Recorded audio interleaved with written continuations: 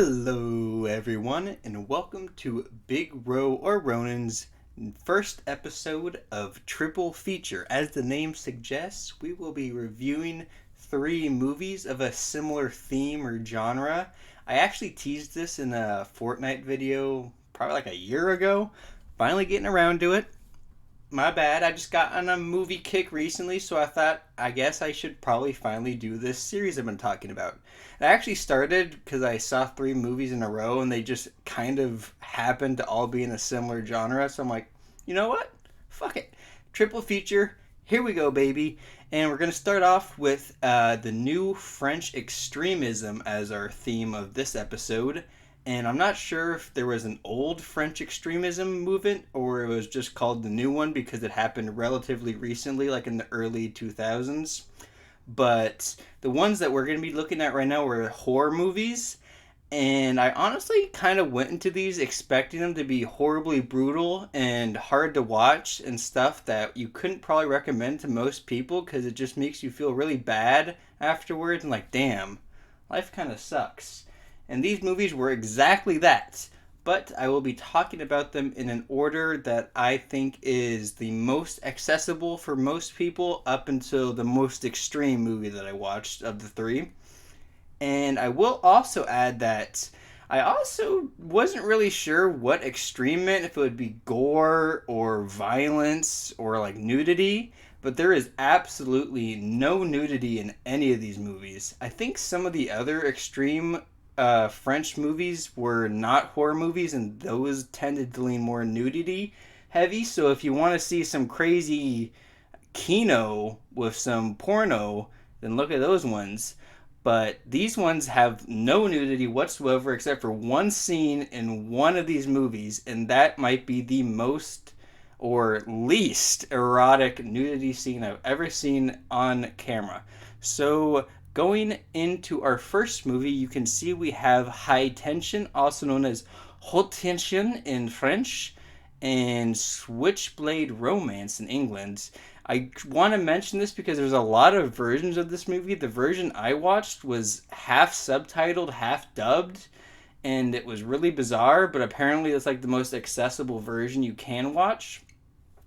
It's also the most accessible movie in terms of ridiculous, horrific violence because this was not that bad. It's kind of a standard slasher. There is some pretty brutal moments, but overall, I think it's a decent time you could throw on at a horror movie party or whatever. It's not going to make you feel bad afterwards. It's got a great villain, probably the best villain of all three movies. The terror the villain delivers is contributed by a couple different things. One, the sound design.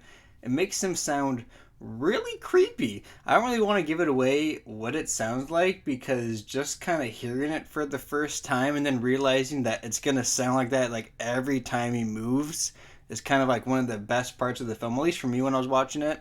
Another thing is he's always filmed as kind of like non-human, even though there's no supernatural elements in this one.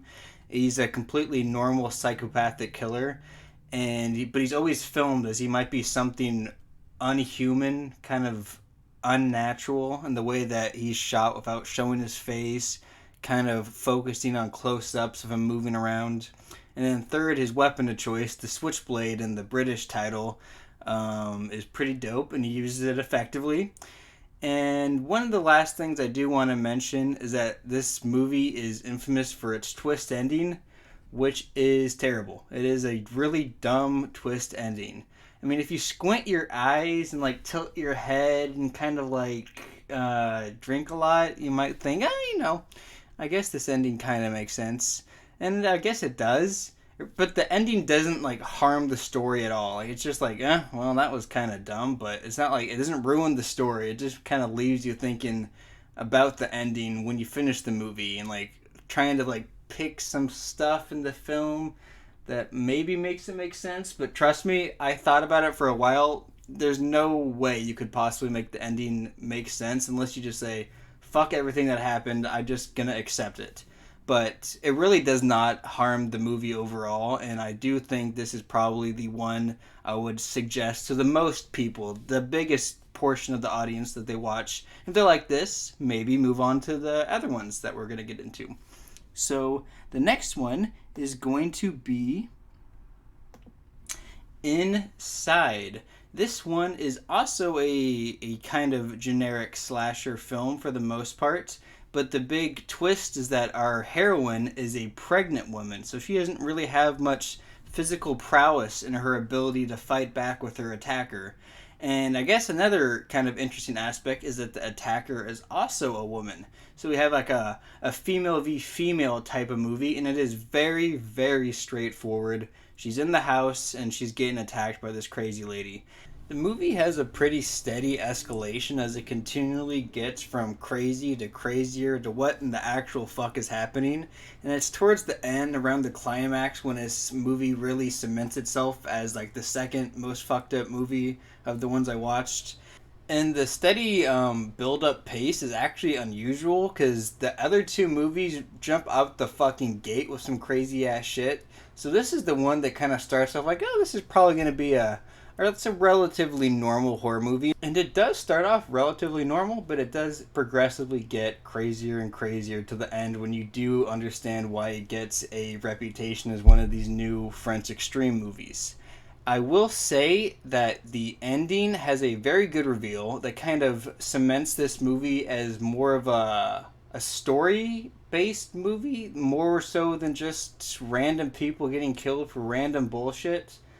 I will also add that there is a odd moment of CGI fire towards the end that kind of took me out for a moment. I only want to bring it up because it's like one of the biggest issues I have with the movie. It doesn't mean anything towards the rest of the movie. It's just a really weird moment that looks really, really fucking terrible.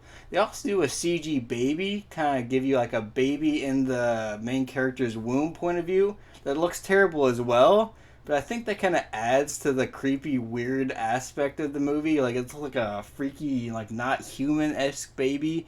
And he keeps getting, like, bumped around whenever the main character gets bumped around. So I'm not as upset about that as I am with the really goofy fire effect, which is kind of bizarre because the prosthetic afterwards is amazing. Like, the practical effect.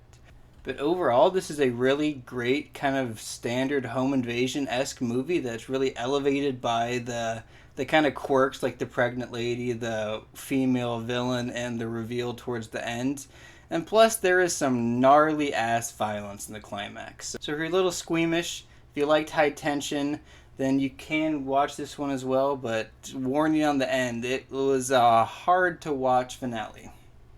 Alright, and our final movie, and by far the most fucked up movie I might have ever seen, we have Martyrs. There's only one other movie that I think might rival this, and it only rivals it kind of. It's definitely fucked up, but this movie is really fucked up, and I will cover the other movie in a later episode of Triple Feature.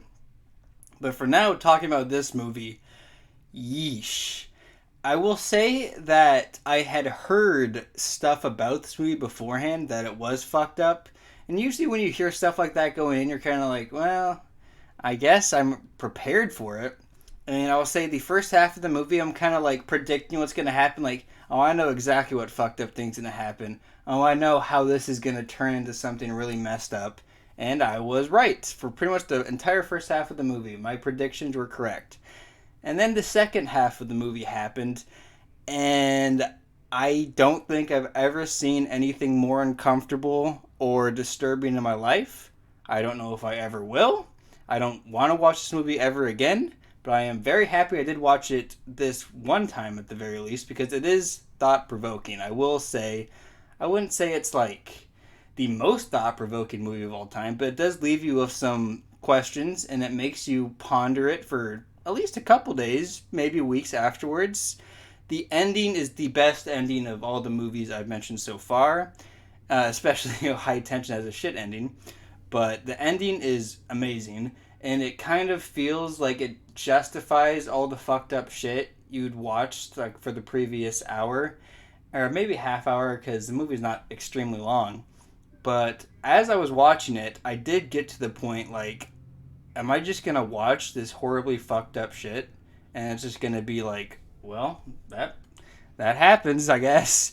That the ending's gonna be fuck you, kind of like reading 1984, which is a book I hate because I've frequently criticized it as I would have rather just opened it and George Orwell flipped me off, and I'm like, yeah, I get the message of your book. And the message of this movie is not just fuck you. At least I didn't get that. So I think this movie is worth watching because the message or the theme, at least from my viewing, wasn't just fuck you. I'm sure other people might disagree, but it is difficult to watch. And like I said, at a certain point, I'm like, do I really want to keep watching this? Because there is just a certain like sequence of scenes that it's just like, come on, man, like, what the fuck? What am I watching? But I will also say that this is the best of the three new French extreme movies I watched. They were all really good, though. None of these movies are bad. I will review movies I didn't like on this, but these three movies I did enjoy. Martyrs is the best, and also the one I will least likely recommend to anybody. So that's fun. But I hope you guys have enjoyed this. I want to keep these videos kind of short, not super long, just to give you some examples and recommendations for movies you could watch. And I also want you guys to know, why should you trust my film opinion? Well, look at this here degree. This is not actually a degree. This is just a card I got for graduating, but I do have a film degree. So I paid money to be able to tell you guys what movies are good and which ones aren't.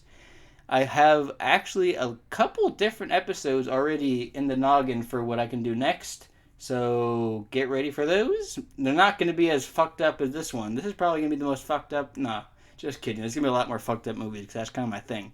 So be prepared for that. See you guys in the next one. Peace. For my life, can't say that, girl. Don't tell me you could say that shit. All she want is payback for the